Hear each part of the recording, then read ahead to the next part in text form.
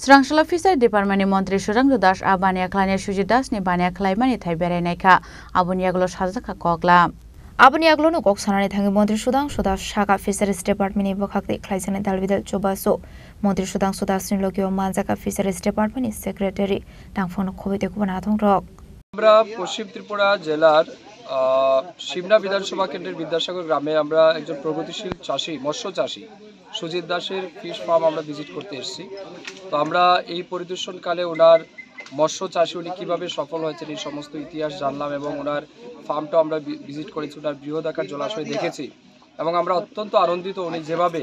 মৎস্য চাষের মাধ্যমে নিজেকে প্রতিষ্ঠিত করেছেন এবং একজন স্বাবলম্বী ব্যক্তি হিসাবে নিজেকে তুলে ধরেছেন, তার জন্য আমরা অত্যন্ত আনন্দিত এবং আমরা ফিশারি ডিপার্টমেন্টের পক্ষ থেকে ওনাকে আশ্বস্ত করেছি যে আমাদের পক্ষ থেকে যে রকমের সুযোগ সুবিধা ওনার প্রয়োজন আছে সব রকমের সুবিধা আমরা পৌঁছে দিতে রাজি আছি। এবং আমরা ওনার এই ফার্ম ভিজিট করে জানতে পেরেছি ওনার বাৎসরিক ইনকাম